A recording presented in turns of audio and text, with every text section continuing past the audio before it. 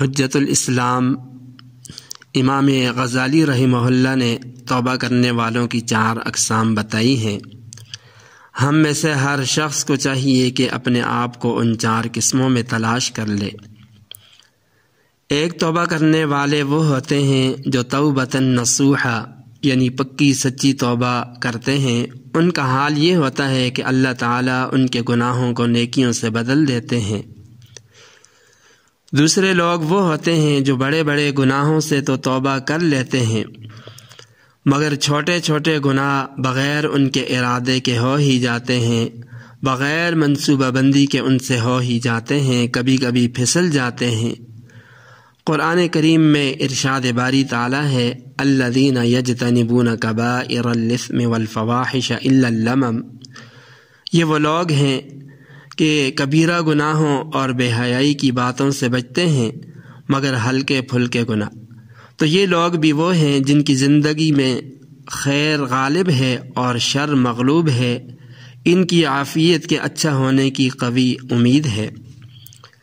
تیسری قسم کے وہ لوگ ہیں جن کی زندگی میں نیکیاں تو ہوتی ہیں لیکن کبھی کبھی بغیر منصوبہ بندی کے ان سے بڑے بڑے گناہ بھی سرزد ہو جاتے ہیں، لیکن یہ ان بڑے گناہوں پر قائم نہیں رہتے بلکہ فوراً ہی معافی مانگ لیتے ہیں، نادم ہو جاتے ہیں۔ اللہ تعالیٰ کے ایسے لوگوں کے بارے میں ارشاد ہے وَآخَرُونَ اعْتَرَفُوا بِذُنُوبِهِمْ خَلَطُوا عَمَلًا صَالِحًا وَآخَرَ سَيِّئًا، اور کچھ لوگ اور ہیں جنہوں نے اپنی خطاؤں کا اقرار کیا، انہوں نے ملے جلے عمل کیے تھے، کچھ اچھے اور کچھ برے۔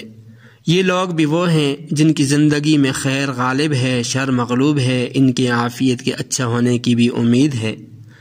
چوتھی قسم کے لوگ وہ ہیں جن کی زندگی میں گناہ ہوئے ہیں اور غفلت کے ساتھ نہیں ہوئے بلکہ منصوبہ بندی کے ساتھ ہوئے ہیں، انہوں نے اہتمام کے ساتھ گناہ کی زندگی اختیار کی ہوئی ہے، ان کی زندگی میں خیر مغلوب اور شر غالب ہے۔ ایسے لوگوں کے بارے میں یہ قوی اندیشہ ہے کہ کہیں مرنے سے پہلے ان کا ایمان سلب نہ ہو جائے، اس لیے کہ بعض گناہ ایسے ہوتے ہیں جن کے بار بار کرنے سے اللہ رب العزت ایمان کی دولت سے آدمی کو محروم کر دیتے ہیں۔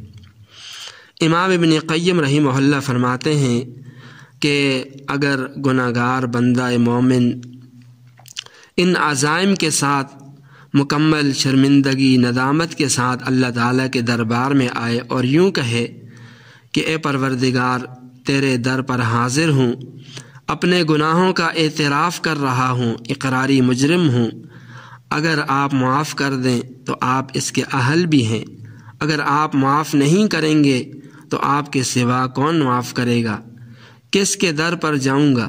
تو پھر اللہ تعالیٰ اپنی رحمتوں اور برکتوں کے دروازے اس بندے پر کھول دیتے ہیں، لیکن شرط یہ ہے کہ توبہ سچی ہو اور اعلیٰ ہو۔ حدیث پاک میں آتا ہے کہ ایک موقع پر نبی پاک صلی اللہ علیہ وسلم ایک نہر کے قریب ٹھہرے ہوئے تھے۔ آپ علیہ السلام نے دیکھا کہ ایک چڑیا زمین سے اپنی چونچ کے ذریعے مٹی اٹھا کر نہر میں ڈال رہی ہے۔ اس نے ایک مرتبہ ایسا کیا، دوبارہ ایسا کیا، حضور علیہ السلام کو بڑی حیرانگی ہوئی۔ اتنے میں جبرائیل امین تشریف لائے، فرمایا اے اللہ کے رسول، اللہ تعالیٰ فرما رہے ہیں کہ ساری مخلوق کے گناہوں کی مثال اس چڑیے کی چونچ کے اندر موجود مٹی جیسی ہے اور میری رحمت کے دریا کی مثال اس نہر جیسی ہے۔ اگر آپ کی امت کے گناہ گار بندے توبہ کر لیں تو میری رحمت کے دریا تو فرمایا کہ میری رحمت کے دریا ان گناہوں کو بہا کر لے جائیں گے۔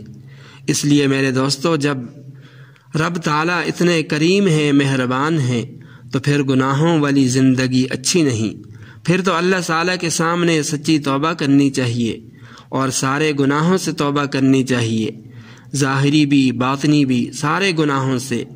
جو بندہ ایسا کرے گا وہ فوراً ہی اس کا بدلہ بھی اللہ تعالیٰ کے ہاں سے پائے گا۔